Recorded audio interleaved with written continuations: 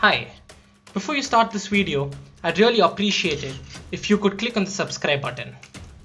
For today's recipe, I'm going to take a pressure cooker. To that, I'm going to add half a glass of washed tur dal. After adding half a glass of washed tur dal, I'm then going to add quarter of a brinjal, which is cut in large sizes, along with 2 ladyfinger, 2 carrots, 1 tomato, 1 medium-sized onion, lastly 1 green chili.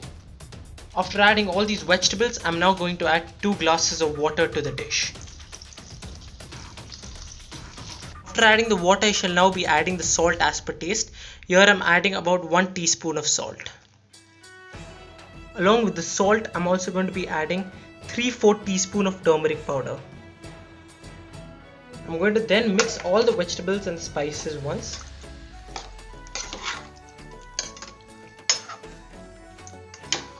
I'm then going to put the lid to the pressure cooker and let it cook for 4 whistles.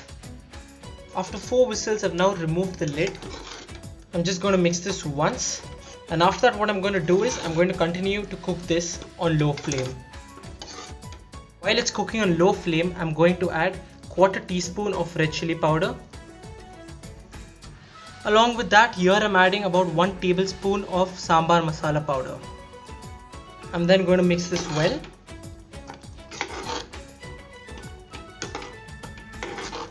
While the sambar continues to boil on low flame, I'm going to take another pan, and for the tadka, I'm going to add a little oil here. Here I'm adding 1 tablespoon of oil.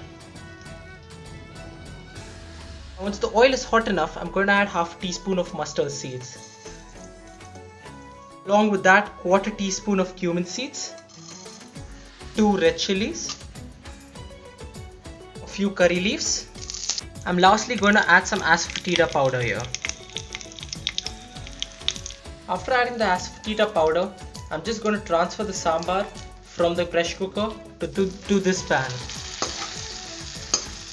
After transferring it, I'm then just going to mix it.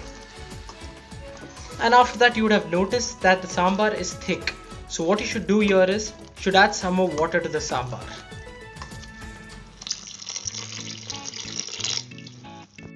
After adding the water, I'm going to mix it. Here I've added 3/4 glass of water. You can now cover it with the lid and let the sambar boil for 2 minutes on low flame.